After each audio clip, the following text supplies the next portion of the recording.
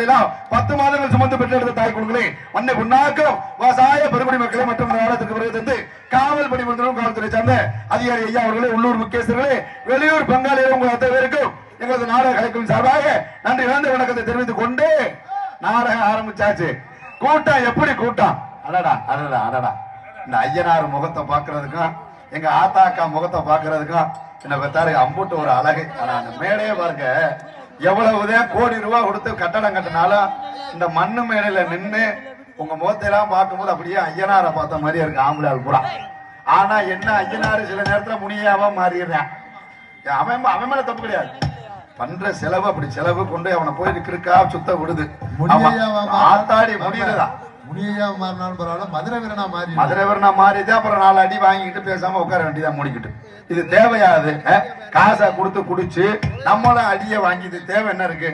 அது எப்படி லோன் வாங்க போகும்போது பொண்டாளிக்கு 300 ரூபாய்க்கு மல்லிகைப்பூ வாங்கி கொடுப்பேன். பல்லு எத்து பல்லா இருக்கும் பொம்பளைக்கு, ஆனா இவன் விட மாட்டான். என் பொண்டாட்டி கிளி மாறுறா, சூப்பர் பொண்டாட்டிரா அப்படின்பான். கொண்டு போய் இதுலயும் பாருங்க, இந்திக்காரங்களை தான் பெரும்போது மேனேஜரா இருப்பான். கொண்டு போய் நேரம் காட்டிடுவேன். சார் வணக்கம் சார், உங்களை பக்கத்தான் வந்தேன், நம்ம பொண்டாட்டி சார் இவன் எல்லாம் லோன் போடணும், பார்த்து லோனை போட்டு கொடுங்க அப்படின்னு. அவன் இந்திக்காரன் முன்னைக்கு ஒண்ணு தெரியுமா, இவன் கும்பிடுறத பார்த்தோன்னே அவன் உஷாராயிருவான். என்னடா தமிழ்நாட்டுல நம்மளை இப்படி பார்த்து கும்பிடுறாங்களே, 3 தடவை 4 தடவை கும்பிட்டு முடிச்சு லோனை வாங்கிடுவேன். 1ஆம் தேதி இவன், அடுத்த மாசம் 1ஆம் தேதி பேங்க் மேனேஜர் இவன் வீட்டு வாசல்ல நிற்பான். இவன் அவனை பார்த்து கும்பிடுறதுக்கு தெரியாம உனக்கு லோனை குடிக்கிறது, எப்படியா லோனை கட்டி தொல்லடா, என்ன தேவை பண்றா அப்படின்னு. ஏன் தெரியுமா, முடிஞ்ச வரைக்கும் நம்ம எல்லாம் வரவோட செலவு செஞ்சாலே நம்ம குடும்பம் நல்லா இருக்குன்னு சொல்லி நம்ம கிராமம் அருமையான ஒரு கிராமம், தெய்வம் அதை விட அருமையான ஒரு தெய்வம் திருவேட்டு ஐயனாரு. இவரையும் நம்ம கல்லூர் மக்களையும் கும்பிட்டு நல்ல முறையா நாடகத்தை ஆரம்பிக்கணும். கல்லூர்ல இருக்கக்கூடிய ஐயா தப்பு கிடையாதுயா, ஆனா கும்பிடக்கூடிய விதம் இருக்கு பாத்தியா, அதுதான் முக்கியம். பாரு அந்த காட்சி, ஐயாவை பாரு, ஐயனார் 2 பேர்த்தையும் பாக்குறமா, குதிரை அழகா நிக்கிறாங்க, அவங்க வாகனம். நம்ம பேச வந்தாலும் கூட தப்பா பேச வந்தாலும் பேசக்கூடாதுன்னு சொல்ற மாதிரி இருக்கு. அதுதான் தெய்வத்தோட கலாச்சியம். ஆனா இன்னைக்கு சாமியை கும்பிடுறதுக்கு நாதி இல்லாம போய்கிட்டு இருக்கு. திருவிழா வைக்கிறது நம்ம சாமி முறை நினைக்கிறோமா? கிடையவே கிடையாது. ஆம்பளைக்கு புறம் தண்ணி மண்ணி சாப்பிட்டு உங்களுக்கு தான் திருவிழா. பொம்பளை ஆளுக்கு எதுக்கு தெரியுமா, நல்லது எட்டது கறி உளி மீனை தின்னுட்டு அன்னைக்காவது சனியா முடிச்சு போய் நாடாப்பட்டில் போய் நம்ம வீட்டுல படுத்து கிடப்போம். அப்படிங்கிறது அதுகளுக்கு திருவிழா. ஆனா அந்த வகையில என் குடும்பம் தாயா தமிழ்நாட்டுல 1ஆம் நம்பர் குடும்பம். எப்படி மாப்பிள்ள எல்லா வகையிலும் என் முண்டாட்டிலாம் இந்த திருவேட்டை ஐயனார் இந்த கல்லூரி மேல 5வது வருஷம் வரேன். இந்த ஐயனார் புண்ணியத்துல முதல் வருஷம் வந்து வேண்டிக்கிட்டு போனேன் ஒரு 10 வருஷத்துக்கு முன்னால. என்ன கல்யாணம் நல்ல முறையா கல்யாணம் ஆகணும் அப்படின்னு சொல்லி. அதே மாதிரி என் முண்டாட்டி சனியா முடிச்ச முண்டா எங்கேயே வந்தா ஐயனார் புண்ணியத்துல 5 கல்யாணம் ஆயிடுச்சு. அவர் புண்ணியத்துல 5வது கல்யாணமா? ஏங்க நீங்க ஒரு கல்யாணம், ஆனா தொல்லை இல்லாத பொண்டாட்டி. அத எப்போ நான் மனசார சொல்லுவேன், திருவிழா வச்சா போதுமா இல்ல காசு பணம் இருந்தா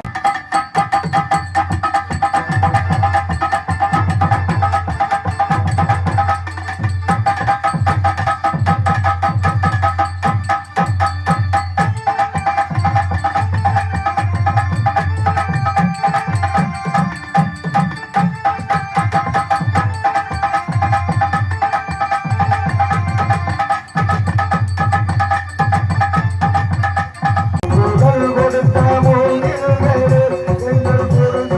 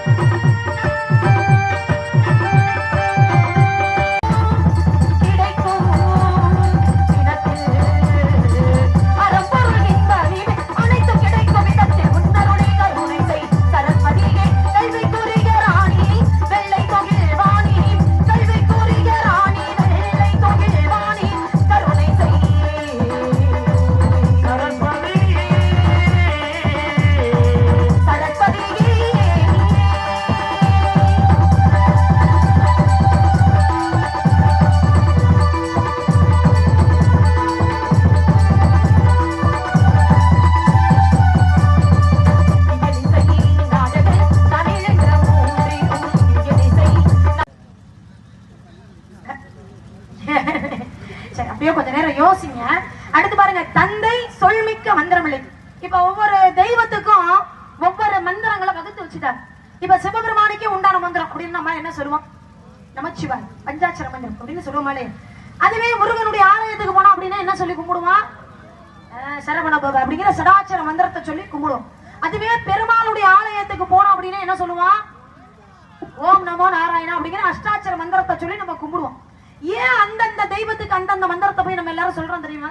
மனசு குளிரத்தான். தெய்வத்துடைய மனசை குளிர்ச்சி படுத்தணும்னாலே தெய்வம் நமக்கு ஏதாவது ஒரு பலனை கொடுக்கும் அப்படிங்கிற ஒரு எதிர்பார்ப்பு. இந்த மந்திரத்தெல்லாம் சொல்லணும் அப்படிங்கிற அவசியமே இல்லையா? அப்பா சொல்ற வார்த்தைகளை கேட்டாலே போதுமா, இந்த மந்திரத்தெல்லாம் சொன்ன பலன் நம்மளே வந்து சேருவோம். ஆனா இப்பெல்லாம் யார் அப்பா பேச்ச கேட்டு நடக்கிறது சொல்லுவோம்? யாராவது அப்பா பேச்ச கேட்கிறாங்களா? யாரும் கேட்கறதே கிடையாது. மறுப்பதற்கு காரணமாக இருந்த அந்த பாலமுருகனை பணிந்து விட்டு பின்பு நம் பணியை தொடரலாமே.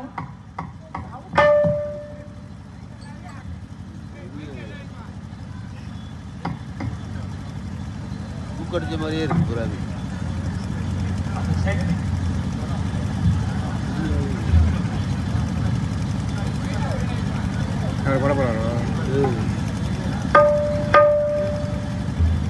அது புரிச்சு